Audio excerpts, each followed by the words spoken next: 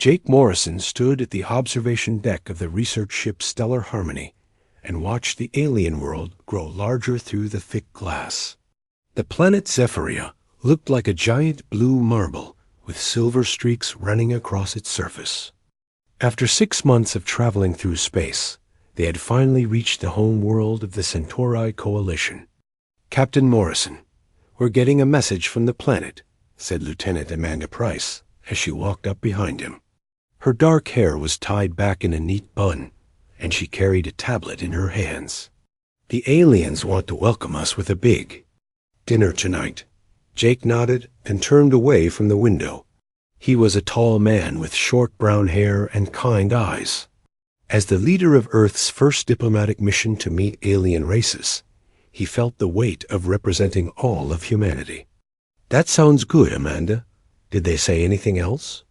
"They're very excited to meet us," Amanda replied, reading from her tablet.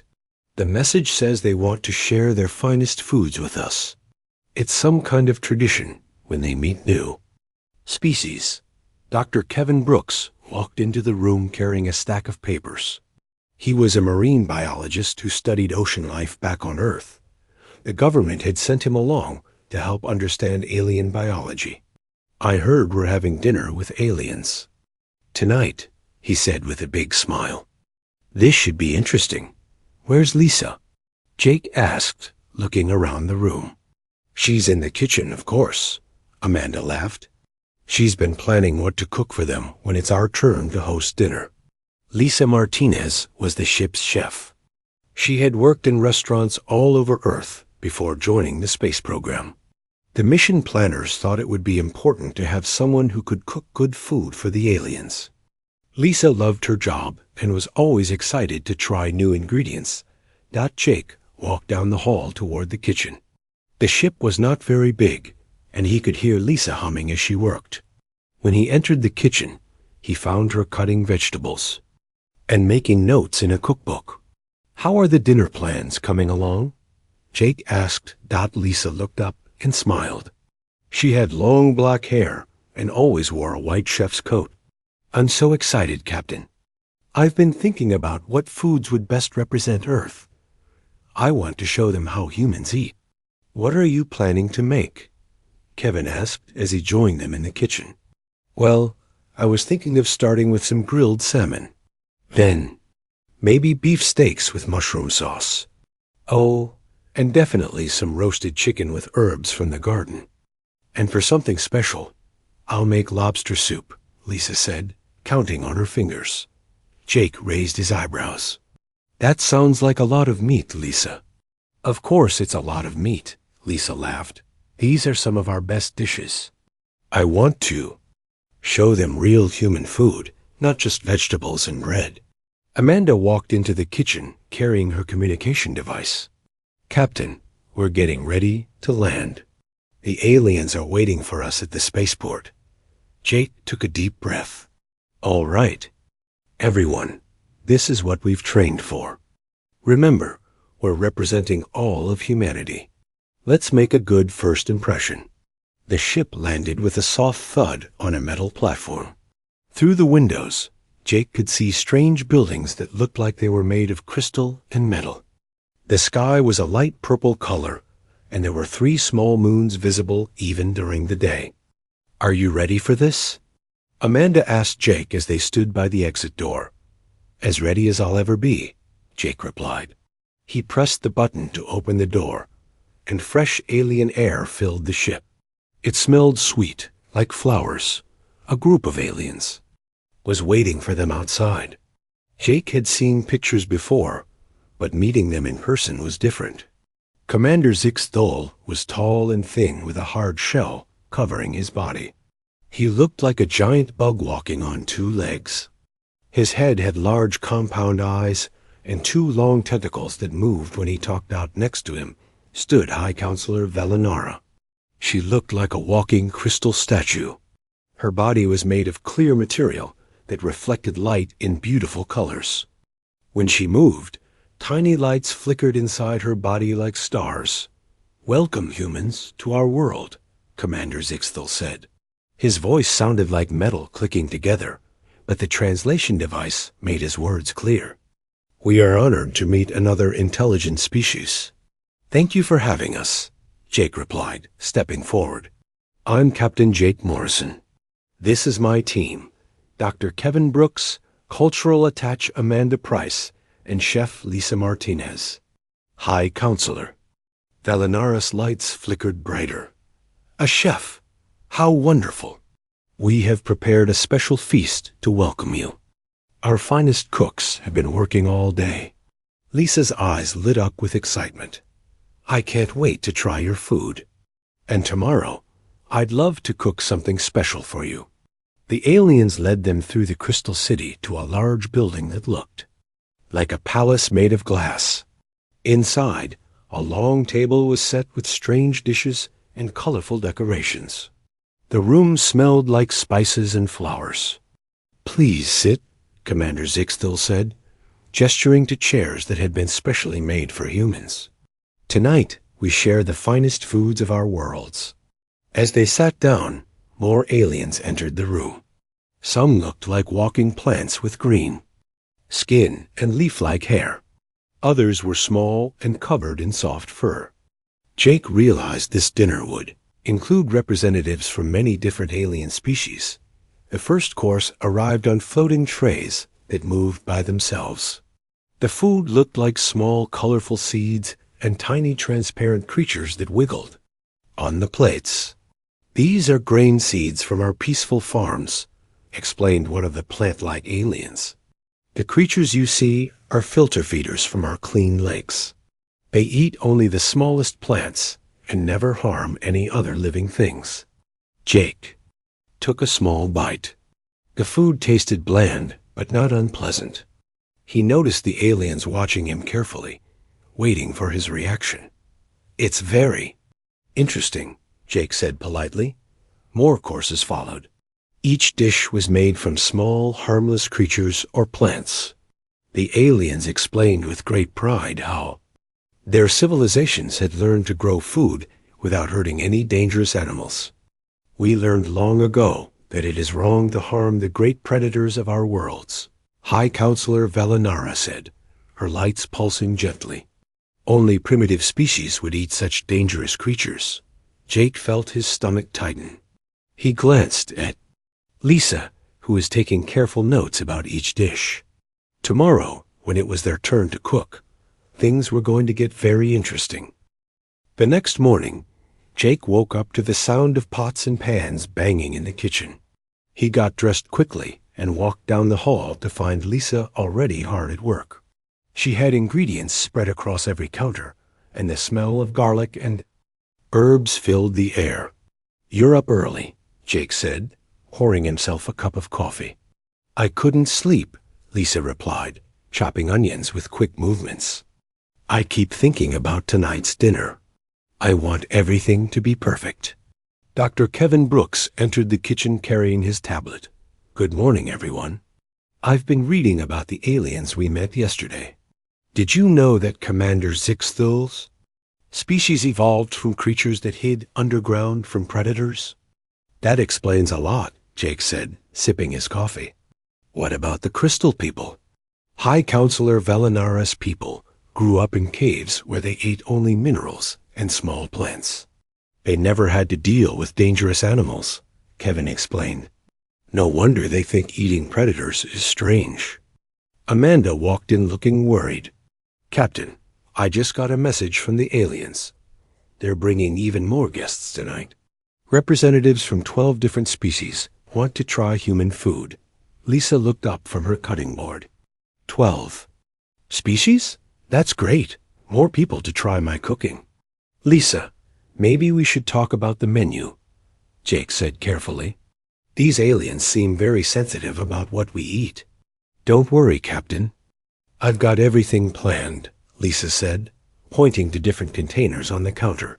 "Fresh salmon from the ship's freezer, beautiful beefsteaks, free-range chicken, and live lobsters in the tank." Kevin's eyes widened. "Live lobsters? You brought live lobsters on a space mission?" "Of course," Lisa laughed. "You can't make good lobster soup without fresh lobsters." These ones are from Maine. They're huge and beautiful. Jake walked over to the tank in the corner of the kitchen. Inside, several large lobsters moved their claws slowly in the water. Each one was about the size of a small cat, with thick armor and powerful claws that could easily break a finger. Lisa, do you realize what these creatures would look like? To the aliens? Jake asked. They'll look delicious, Lisa said. Not understanding his concern, Amanda pulled up pictures on her tablet. Look at this, Lisa. Yesterday, the aliens served us creatures that were smaller than a coin. Their biggest dish was made from animals the size of a grape. So? Lisa asked, still not seeing the problem. Kevin walked over to the beefsteaks. Lisa, these steaks came from a cow that probably weighed over 1,000 pounds. That's like a small truck with horns. And these salmon, Jake added, holding up one of the fish. They swim upstream and jump over waterfalls. They're powerful predators that eat other fish. Lisa finally stopped cutting and looked at her friends. Are you trying to tell me that our normal food is going to scare the aliens? We're trying to tell you that what we call dinner, they might call monsters, Amanda said gently. Just then, the communication system buzzed. Humans, this is Commander Zigthul. We are very excited about tonight's meal. Our scientists are curious about your food culture. May we ask what you will be serving? Jake looked at Lisa, who had gone pale. He pressed the communication button. Commander, we'll be serving traditional Earth cuisine. It will be a surprise. How? Wonderful. We have told our guests that humans must eat the same peaceful foods we do, since you seem so civilized. Until tonight. The communication ended, and the kitchen fell silent. Oh no, Lisa whispered. What have I done? It's not your fault, Jake said. You were just planning to cook normal human food. Kevin started pacing around the kitchen. We need to think about this scientifically. On Earth, humans are apex predators. We hunt and eat other predators. But these aliens evolved differently. They're prey species that learn to avoid dangerous animals. So when we serve them lobster, they'll see armored sea monsters with crushing claws, Amanda said, understanding, dawning on her face. And when we serve them beef, they'll see that we killed and ate something the size of their vehicles, Jake added. Lisa sat down heavily in a chair. Should I change the menu? I could make vegetable soup and bread. No, Jake said firmly. We're here to represent humanity honestly. If we lie about who we are, this whole mission fails. But what if they run away screaming? Amanda asked. Then we'll deal with that when it happens, Jake replied. Lisa, I want you to cook exactly what you planned. But I also want you to be ready to explain each dish. Kevin pulled up files on his tablet. I can help with that. I'll explain the biology of each animal and why humans eat them. And I'll handle the diplomatic side, Amanda said. I'll try to prepare them for what they're about to see. Lisa stood up and tied her apron tighter. All right then. If we're going to shock them, let's do it properly. She walked over to the lobster tank and pulled out the largest one. It was bright red with thick claws and long antennae. As she held it up, the lobster waved its claws in the air. This beauty is going to be the centerpiece of my soup, Lisa said. On Earth, lobsters are considered a delicacy. They live on the ocean floor and hunt smaller sea creatures. The aliens are going to faint, Kevin said, but he was smiling. Let them, Lisa replied, filling a large pot with water. If they want. To understand humans, they need to see what we really are. As the day went on, Lisa prepared each dish with extra care. She seasoned the salmon with herbs and lemon. She marinated the beef steaks in wine and garlic. She stuffed the chicken with breadcrumbs and spices. And she turned the lobsters into a rich, creamy soup that smelled like the ocean. By evening, the kitchen smelled incredible. Jake had to admit that Lisa's food always made him hungry. even when he was nervous. 5 minutes until our guests arrive, Amanda announced. Is everyone ready? Jake straightened his uniform. As ready as we'll ever be. Kevin gathered his notes about Earth's food chain. I've got all the scientific explanations prepared. Lisa wiped her hands on her apron and looked at the feast she had prepared. I'm proud of this meal. It represents the best of human cooking.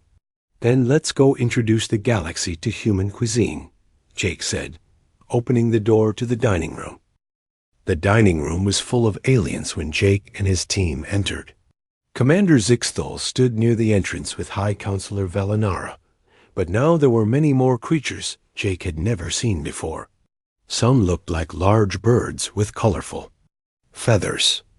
Others had blue skin and moved like they were swimming through the air. A few resembled walking trees with eyes on their branches. Welcome, humans. Commander Zixthal clicked his mandibles together. We have brought friends from across the galaxy to taste your food. Lisa pushed a cart filled with covered dishes into the room. The smell of cooked meat filled the air immediately. Jake noticed several aliens step backward when they smelled it. Before we begin, Jake said, I want to explain that human food might be different from what you're used to. Nonsense, said a bird-like alien with bright green feathers. All civilized species eat the same peaceful foods. You seem very advanced, so surely you eat like we do. Lisa uncovered the first dish. It was a large grilled salmon, perfectly cooked with herbs and lemon. The fish was nearly 3 feet long, with silver skin and meat that flaked apart beautifully. This is salmon, Lisa said proudly. It's one of our favorite fish on Earth. The room went completely quiet. High Counselor Velinara's lights flickered nervously inside her crystal body. Commander Zixthal's antennae twitched rapidly. That creature is enormous, whispered one of the blue-skinned aliens. How big was it when it was alive? Oh, this is actually a small one, Lisa said cheerfully. Some salmon can grow to be over 4 feet long. They're amazing fish. They swim upstream against strong currents and jump over waterfalls that are taller than buildings. Dr. Kevin Brooks stepped forward with his tablet. Salmon are what we call anadromous fish. They live in the ocean, but return to rivers to spawn. They have powerful muscles that let them leap 15 feet straight up. A tree-like alien's branches shook with fear. You eat creatures that can jump higher than most of our buildings? Wait until you see the next dish, Lisa said, moving to the second cart. She uncovered a platter of beefsteaks, each one perfectly grilled with a rich brown crust. The meat was thick and juicy, and the mushroom sauce smelled incredible. This is beef, Lisa announced. It comes from cattle, which are some of our most important farm animals. Farm animals? Commander Zixthal's voice rose in pitch. You farm predators? Well, cattle aren't really predators, Kevin explained. They eat grass, but they're very large and powerful. An adult cow weighs about 1,200 pounds. The bird-like alien made a sound like a scream. 1,200 pounds? That's bigger than our vehicles. And you kill these massive creatures just to eat them? Asked High Counselor Velinara, her lights dimming with shock. Not just kill them, Lisa said, not understanding why everyone looked so upset. We raise them specifically for food. We have millions of cattle on farms all over Earth. Amanda tried to help by explaining. It's sustainable farming. We take good care of the animals and use every part of them. You have millions of these giant creatures as prisoners? Gasped a small furry alien. And you eat them? Lisa moved to the third dish, hoping the chicken would be less shocking. She lifted the cover to reveal a perfectly roasted chicken, golden brown and stuffed with herbs. This is roasted chicken, she said. It's probably our most common meat. At least this. One is smaller, said the tree-like alien, sounding relieved. Oh, chickens are great, Lisa continued. They're descendants of jungle fowl, which were wild birds with sharp claws and beaks. Modern chickens still have those instincts. If you threaten their babies, they'll attack anything, even humans. Kevin nodded enthusiastically. Chickens are actually quite aggressive. They establish pecking orders through fighting, and roosters have spurs that can seriously injure larger animals. So you eat warrior birds? Commander Zixthal asked weakly. Warrior birds? Lisa laughed. I never thought of them that way, but I guess that's accurate. Finally, she reached the last dish. She had saved the lobster soup for last because she was most proud of it. When she lifted the lid, steam rose from the bowl, carrying the rich smell of the ocean. And this is lobster bisque, Lisa said. It's made from lobsters, which are some of the ocean's most amazing creatures. She ladled the soup into bowls, and everyone could see chunks of white meat floating in the creamy broth. Lobsters are arthropods, Kevin explained, pulling up pictures on his tablet. They have hard shells like armor and powerful claws that can crush bones. They're basically underwater tanks with weapons. The tablet showed a picture of a live lobster, claws raised and ready to fight. Several aliens made distressed sounds. You eat armored war machines? The blue-skinned alien asked in horror. They're not war machines, Lisa said, confused. They're just lobsters. They taste sweet and delicious. Commander Zixthal sat down heavily in his chair. Let me understand this correctly. Humans regularly consume flying warriors, armored sea weapons, massive land beasts, and fish that can leap over buildings? Well, when you put it like that, it sounds dramatic, Jake said. But yes, that's normal human food. High Counselor Valinara's lights pulsed rapidly. And you do this every day? This is casual for you? Pretty much, Lisa nodded. Though usually we don't have all of these in one meal. This is special because you're our guests. The room fell silent again. Jake could see the aliens looking at each other with wide eyes and frightened expressions. Are humans predators? Asked the furry alien in a tiny voice. Jake thought about how to answer that question honestly. Yes, we are. We evolved as hunters. We've been hunting and eating large, dangerous animals for hundreds of thousands of years. But you seem so civilized, the bird-like alien protested. You have technology and art and music. We can be both, Amanda said gently. We're civilized. Predators. Commander Zixthal antennae drooped. This explains so much about your species. No wonder you are willing to travel across the galaxy to meet strangers. You're not afraid of anything. We're afraid of plenty of things, Jake said. We're just not afraid of our dinner. Lisa looked around at all the shocked faces and suddenly felt bad. I'm sorry if our food upset you. I was just trying to share our culture. No, High Counselor Valinara said, her lights flickering thoughtfully. This is educational. We are learning that the galaxy is much more diverse than we thought. Kevin began serving small portions of each dish to any alien brave enough to try them. Most just stared, but a few took tiny tastes. It's actually quite good, admitted the tree-like alien after trying the salmon. But I cannot stop thinking about how dangerous this creature must have been. As the evening continued, Jake realized that this dinner had changed everything. The aliens would never look at humans the same way again. And soon, the entire galaxy would know that Earth's people were the species that casually ate apex predators for dinner. 3 days after the shocking dinner, Jake was reviewing diplomatic reports when Amanda burst into his office. Her face was pale, and she was breathing hard like she had been running. Captain, we have a problem, she said, holding up her communication device. A big problem. Jake looked up from his desk. What's wrong? The news about our dinner is spread across the entire galaxy, Amanda said, sitting down in the chair across from him. Every species in the coalition is talking about the humans who eat apex predators. Is that bad? Jake asked, though he could tell from Amanda's expression that it was. Some species are calling us monsters. Others are fascinated. But everyone is scared, Amanda replied. Commander Zixthol says 3 different planets have asked for extra security because they're afraid we might hunt them. Jake rubbed his forehead. This was exactly what he had been worried about. Where are Kevin and Lisa? Kevin is in the lab, trying to answer questions from alien scientists.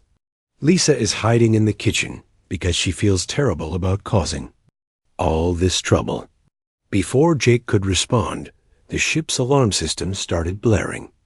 Red lights flashed in the hallways, and a computer voice announced, "All crew to emergency stations." Incoming priority message from Coalition Command. Jake and Amanda ran to the communication center, where Kevin was already waiting. Lisa arrived a few seconds later, still wearing her apron and looking worried. "Humans, this is Admiral Kethvar." Of Coalition Command came a deep voice through the speakers. The translation made it sound calm, but Jake could hear panic underneath. "We need your immediate assistance." "What's the situation, Admiral?" Jake replied, pressing the communication button. "Our long-range sensors have detected a swarm of devours approaching the outer colonies. Estimated arrival time is 6 days." Kevin looked confused. "What are devourers?" High Counselor Velinaris' voice joined the conversation. "Devourers are the galaxy's most feared predators. They are massive creatures that travel through space and consume entire ecosystems. Each one is the size of a small moon." Jake felt his blood turn cold. "How many are coming?" 17 confirmed, Admiral Kethfor replied. "This is the largest swarm we have ever detected. What's the evacuation plan?" Amanda asked. There was a long pause before Commander Zixthel answered. "There is no plan to fight them. We are preparing to evacuate 12 colony worlds. Over 2 billion beings will lose their homes." "Wait," Lisa said, stepping closer to the communication panel. "You're not even going to try to fight these things? Fight devourers?" High Counselor Velinaris' lights flickered with fear. "That would be suicide. No species has ever successfully fought a devourer. They are apex predators beyond imagination." Kevin pulled up files on his tablet. "Can you send us information about these devourers? Physical characteristics? Behavior patterns? Anything you have?" "Why would you need that information?" Admiral Kethfor asked. "Because maybe there's another option, besides running away," Jake said. The communication channel went quiet for several minutes. Finally, Commander Zixthel spoke. "Humans, you must understand. These creatures are not like the animals you eat for dinner. They are massive, intelligent, and completely unstoppable." "Everything can be stopped," Jake said firmly. "Send us the SIA data." Over the next few hours, information flooded into their ship's computers. The devourers were enormous creatures that looked like a cross between a whale and an octopus. They had thick, armored skin and multiple feeding tentacles that could grab objects from thousands of miles away. They traveled in packs and could survive in the vacuum of space. Kevin studied the data with growing excitement. "Jake, look at this. They're biological creatures, not machines. That means they have to follow the same rules as any other living thing." "What kind of rules?" Lisa asked, reading over his shoulder. "They need to eat regularly. They have sensory organs that can be confused. They probably have social behaviors. That can be predicted," Kevin explained. "Most importantly, they're predators. And predators always have weaknesses." Amanda was reading communication logs from other species. According to these reports, every encounter with devourers has been the same. The aliens see them coming, panic, and run away. No one has ever tried to study them or fight back. That's because none of these species are predators themselves, Jake realized. They don't think like hunters. Lisa was looking at pictures of the devourers on the main screen. You know what these remind me of? The giant squids that live in Earth's deep oceans. They're huge and scary, but fishermen still catch them. Exactly, Kevin said, getting more excited. Every apex predator on Earth has been hunted by humans at some point. Sharks, bears, lions, whales. We've developed strategies for dealing with creatures much larger and more dangerous than us. Jake stood up and walked to the communication panel. Admiral Kethvar, this is Captain Morrison. We volunteer to lead a mission against the Devourers. The channel exploded with shocked voices from multiple species, all talking at once.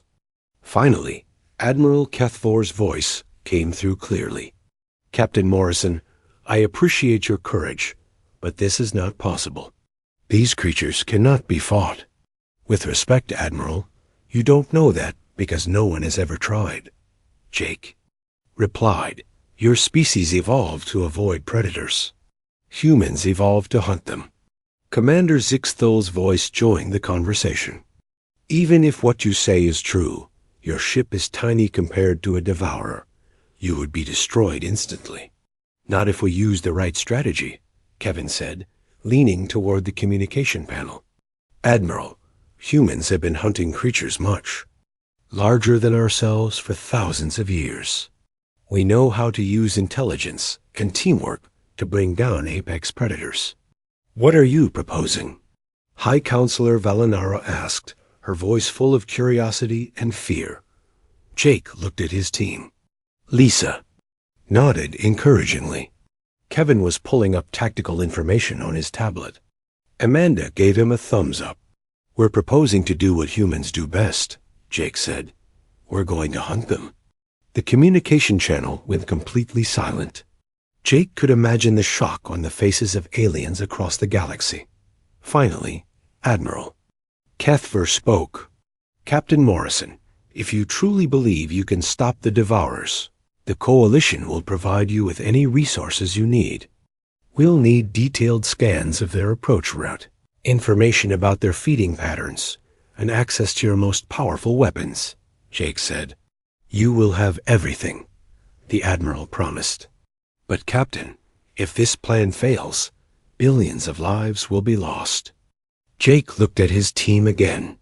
They had joined this mission to represent humanity to the galaxy. Now they had a chance to show what humans were really capable of.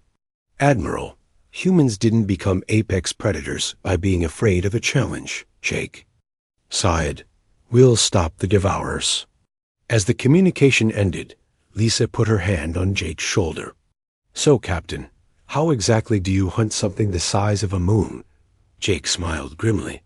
The same way humans have always hunted apex predators. We study them, we learn their weaknesses, and then we show them that there's always a bigger predator. 4 days later, Jake stood on the bridge of their modified ship, watching 17 massive shapes moving through space toward the Coalition colonies. The Devourers looked even more terrifying than the pictures had shown. Each one was the size of a small planet, with thick gray skin and dozens of tentacles that stretched for thousands of miles. They're beautiful in a scary way, Lisa said, standing next to him at the observation window. She had spent the last few days working with alien engineers to modify the ship's equipment for hunting instead of research. Any creature that survives in space has to be impressive, Kevin agreed. He was monitoring sensor readings on his tablet. But look at this data. They're following exactly the same pattern that wolf packs use when hunting. Jake studied the formation of Devourers. Kevin was right.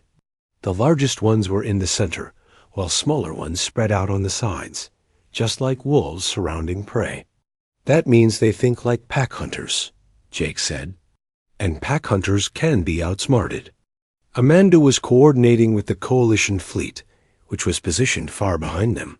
Captain, Admiral Kethvor is asking if we're sure about this plan. The Devourers will reach the first colony in 18 hours. Tell the Admiral we're ready. Jake replied. He pressed the ship's communication button. Lisa, are the weapons prepared? Lisa's voice came from the kitchen, which she had converted into a weapons preparation area. All ready, Captain. I've got harpoons loaded with explosive charges, just like the ones we use for whaling on Earth. And I've prepared the special bait. What kind of bait do you use for creatures that eat planets? Amanda asked. The same thing we use for any predator, Lisa replied, entering the bridge with a satisfied smile. Something that smells like an easy meal. Kevin looked up from his sensors. The Devourers are changing course. They're heading straight for us. Perfect, Jake said. That means the bait is working. 3 days earlier, Jake had explained his plan to the shocked coalition leadership. Humans had hunted massive predators for thousands of years using the EV. Same basic strategy. Make the predator come to you, then use its size and aggression against it. The key was understanding that predators, no matter how large, followed predictable patterns. They were attracted to easy food. They protected their pack. And they always went for what looked like the weakest target first. First contact in 30 minutes, Kevin announced. The lead devourer is twice the size of the others. That's the pack leader, just like we thought, Jake said. Amanda, send a message to the Coalition fleet. Tell them to start Phase 2 when I give the signal. The Coalition had been skeptical when Jake explained that they would need their help to hunt. The Devourers. Their ships were designed for defense and evacuation, not for attacking apex predators. But Jake had convinced them that even prey animals could be dangerous when they worked together. 15 minutes to contact, Kevin said. Captain, the lead Devourer is opening its feeding tentacles. Through the observation window, Jake could see massive appendages reaching toward their ship. Each tentacle was bigger than their entire vessel and covered with what looked like millions of teeth.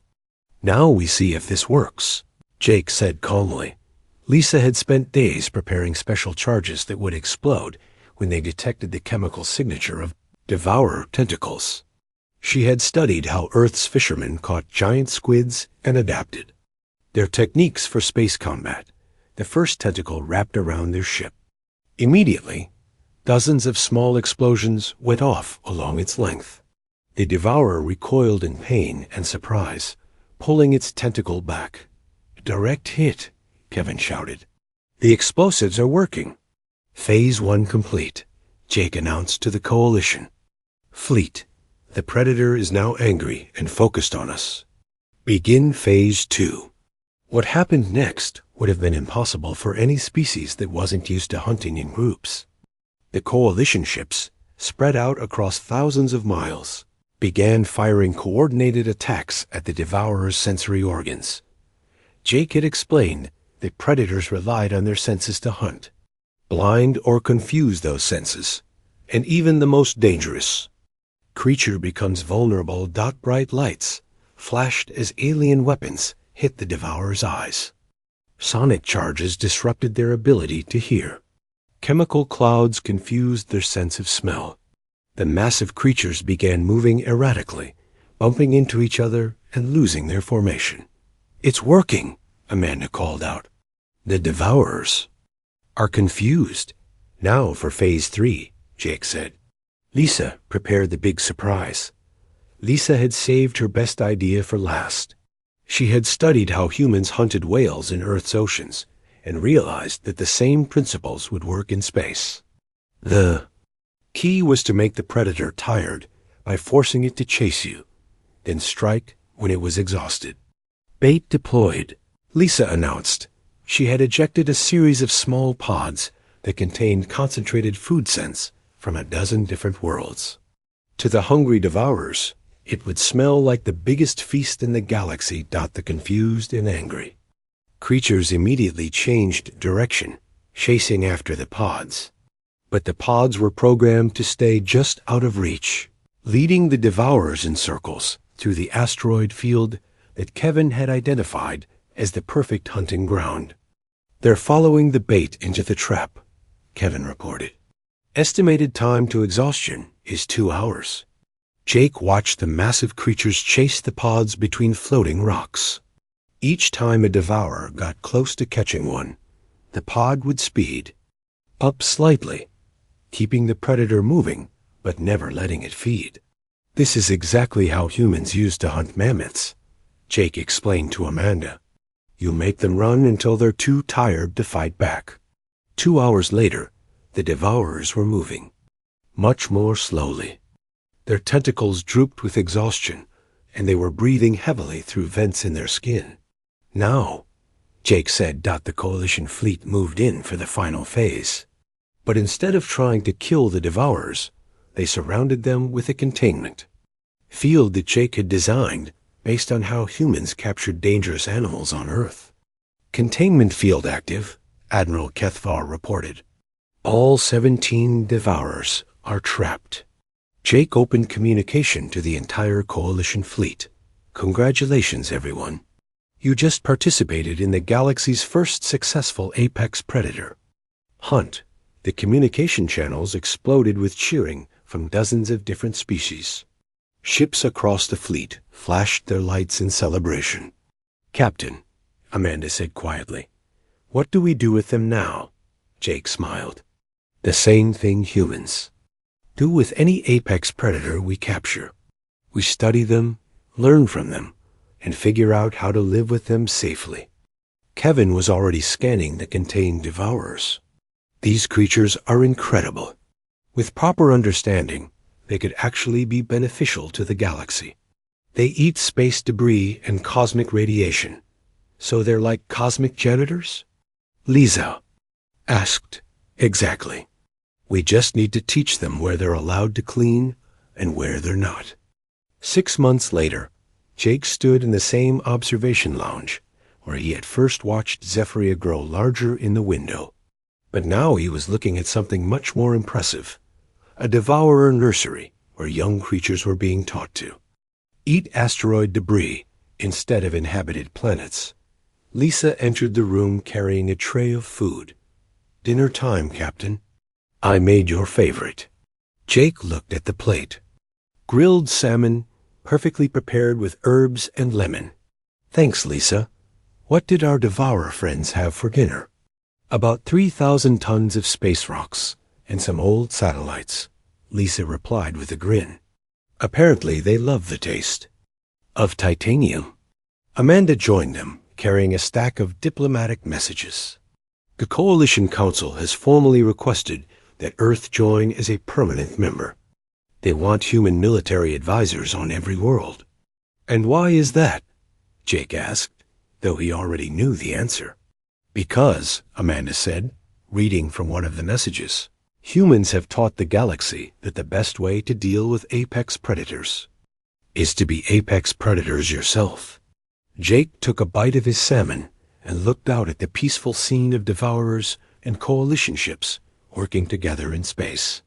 "Who would have thought," he said, "that the key to galactic peace was showing everyone that humans casually consume apex predators for dinner?" Lisa laughed. "I still can't believe they were so shocked by lobster bisque." "Well," Jake replied, "I guess one species' dinner is another species' nightmare." Outside the window, a young devourer playfully chased a coalition ship in what had become a popular new game. The galaxy had learned an important lesson. Sometimes the scariest thing about apex predators is how normal they seem to other apex predators. And humanity had earned its place among the stars not by being peaceful, but by being the kind of species that could hunt cosmic horrors and then invite them to dinner.